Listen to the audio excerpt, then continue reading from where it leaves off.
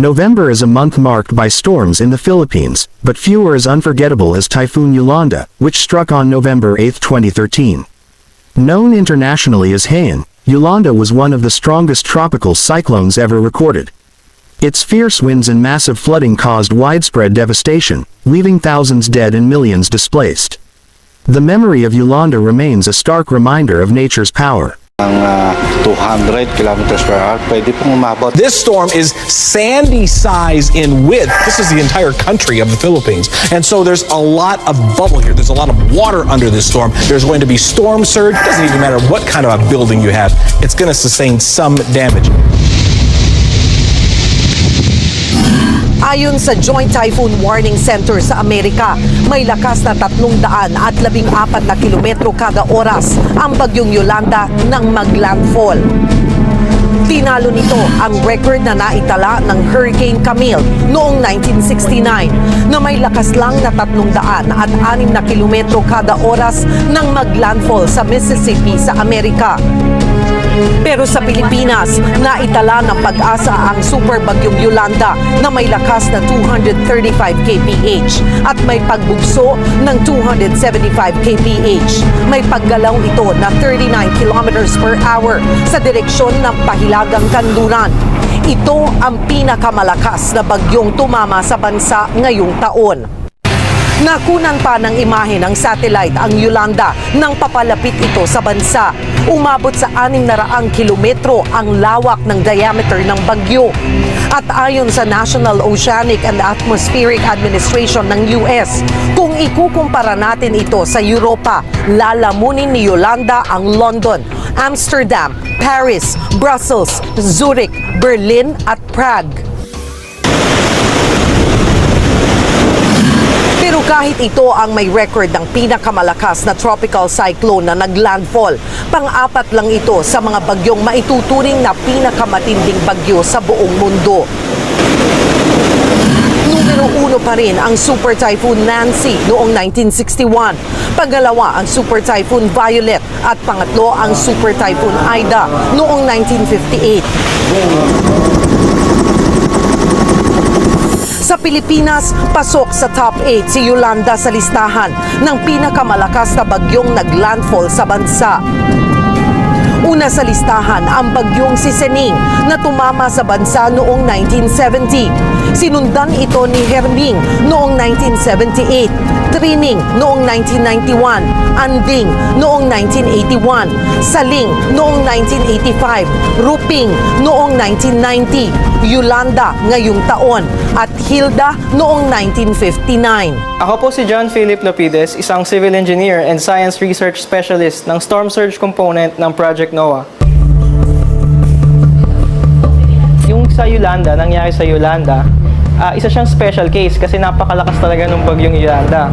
Marami nga siyang records na break in terms of wind speed and yung kanyang pressure. Kaya hindi natin sabihin na normal ito nangyari.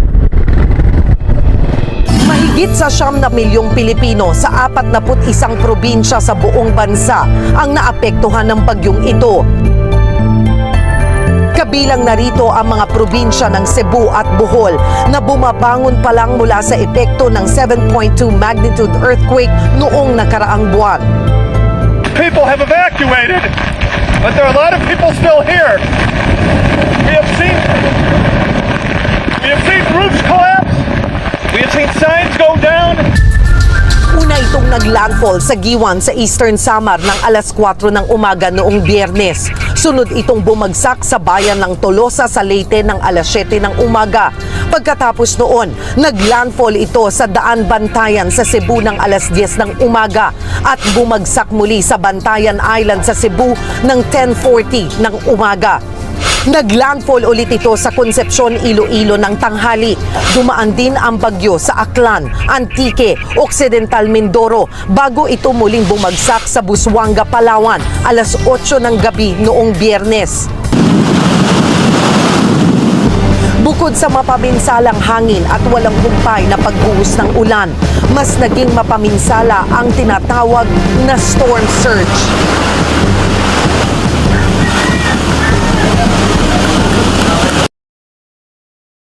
In recent years, another storm, Uwan, also hit the Philippines during November. While Uwan wasn't as powerful as Yolanda, it disrupted lives and reminded everyone that this season still brings serious challenges. Ganyan kalakas na hangin at ulan ang gumising sa mga residente ng Verac, Catanduanes nitong linggo. Nasa ilalim ito ng Signal Number 5 kahapon dahil sa Super Typhoon Uwan. Sa bahaging ito, kita ang malakas na pagwasiwas ng hangin. Ang boulevard ng ito, hinampas na ng dambuhalang mga daluyong o storm surge. 35. Pati sa Barangay Gogon, sumabay ang rumaragasang baha sa ulan at hangin. Sa San Miguel, Catanduanes naman, bumaha kaya halos bubong na lamang ang makikita sa mga bahay sa Barangay District 3. Pero sa bayan ng Pandan, na-wash out na ang ilang bahay sa tabi ng dagat. Nagkalat ang mga bubong at dingding na inanod ng baha.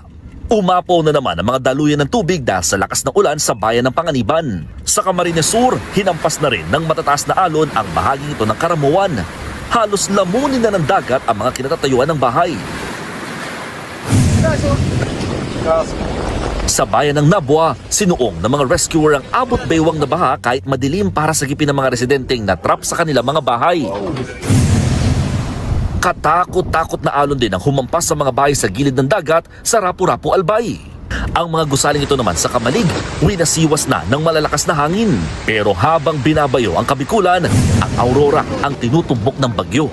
Sa Dipakulaw, nadala sa kalsada ang ilang bato dahil sa paghampas ng alon sa boulevard. Pati ang bakurang ito malapit sa dagat, hinampas din ng storm surge. Ganyan din ang naranasan sa Camp Rabina sa bayan ng Sabang. Halos isang palapag na bahay ang taas ng mga alon sa ilang lugar.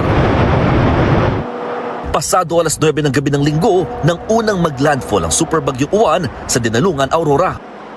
Magdamag pa nitong binayo ang probinsya. Nilipad ang mga yero, maging solar panels.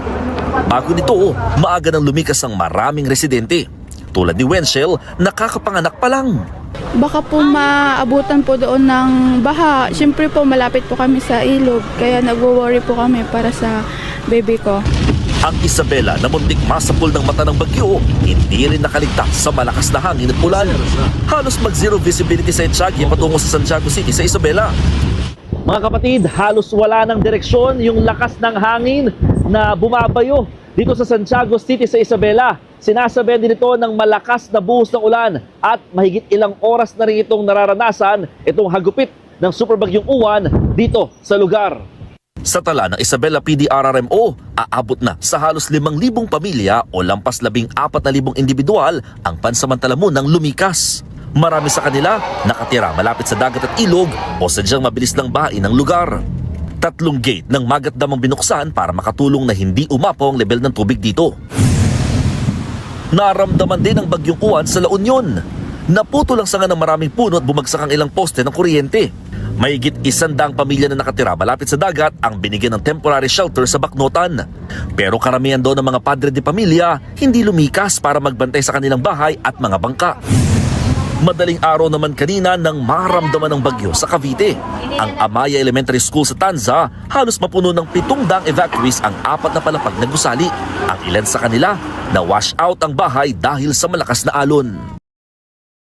Comparing the two, Yolanda represents extreme devastation, while Uwan reflects the ongoing, recurring threats of storms. Both storms, though different in scale, show a shared truth. The Philippines faces powerful natural forces every November.